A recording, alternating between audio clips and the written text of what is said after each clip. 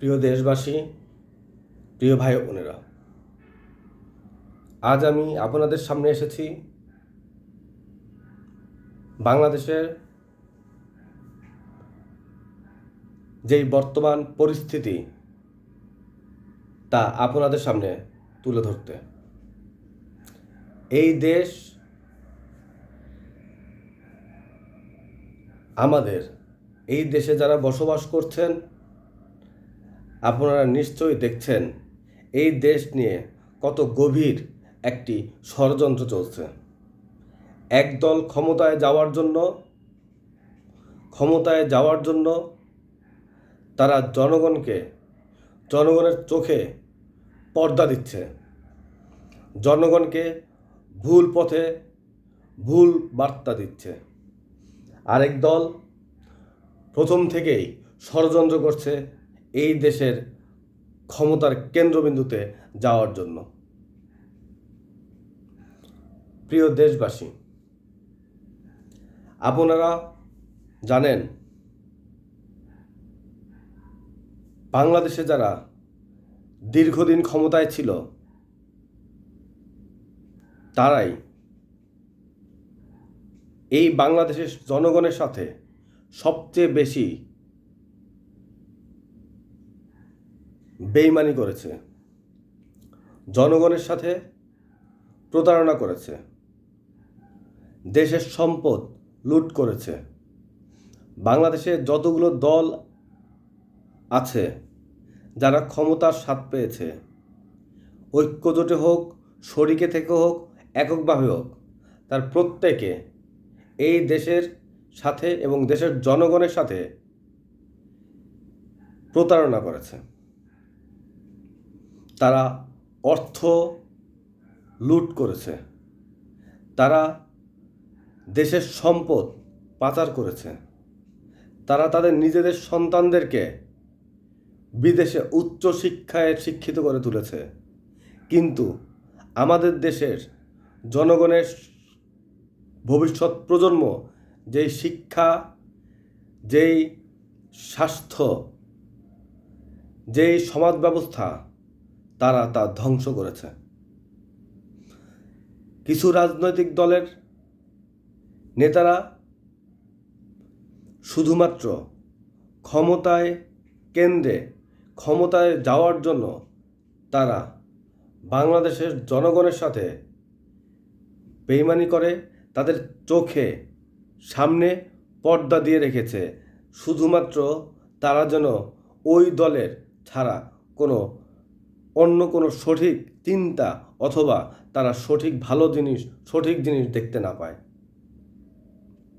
আজকে এই বাংলাদেশ এখন নয়, এর আগেও অনেক আন্দোলন সংগ্রাম করেছে, কিন্তু এত আন্দোলন সংগ্রাম করেছে, এত জীবন দিয়েছে, এত মানুষ শহীদ হয়েছে, এরপরেও আজকে কিছুদিন আগেই যে 5ই আগস্ট যে ছাত্র বিপ্লব হয়েছে, ছাত্র জনতার যে বিপ্লব হয়েছে, সেই বিপ্লবের পরও আপনারা দেখেছেন মানুষের ভাগ্যের বিন্দুমাত্র পরিবর্তন হয়নি।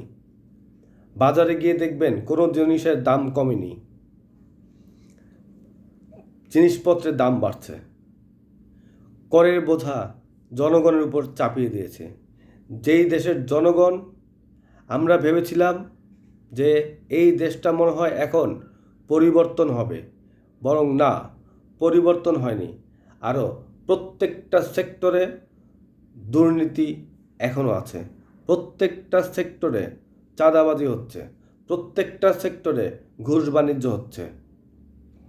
তখন একটি রাজনৈতিক দল ক্ষমতায় ছিল, তখন যারা করেছে তারা চলে যাওয়ার পর এখন যেই অন্তর্বর্তীকালীন সরকার আছে তারা সেই কাজটি করছে।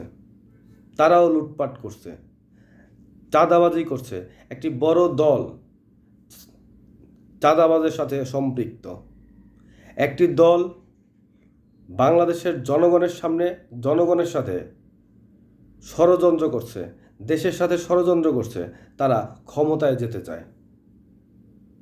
প্রিয় ভাই বোনেরা, আমি আপনাদের সামনে দাঁড়িয়েছি, আপনাদেরকে বলছি, দেশের জনগণ যদি সচেতন হয়, দেশের জনগণ যদি সঠিক সিদ্ধান্ত নিতে পারে, তাহলে এই বাংলাদেশ কখনো পথ হারাবে না। কারণ এই দেশটি, এই দেশের 18 কোটি জনগণ, এই 18 কোটি জনগণের যদি অধিকাংশ জনগণ একটি সঠিক সিদ্ধান্ত নিতে পারে, তাহলে এই দেশ কখনো পথ হারাবে না, এই দেশের অগ্রগতি থেমে যাবে না, আমাদের ভবিষ্যৎ প্রজন্ম কখনো অন্ধকারে ডুবে যাবে না। তাই আপনাদের কাছে আমার অনুরোধ, আপনারা ঐক্যতা ধরে রাখুন। দেশের বিরুদ্ধে যেই ব্যক্তি ষড়যন্ত্র করবে, যে গোষ্ঠী ষড়যন্ত্র করবে, যেই রাজনৈতিক দল ষড়যন্ত্র করবে, অবশ্যই তাদেরকে প্রতিহত করতে হবে। অন্যথায় আমাদের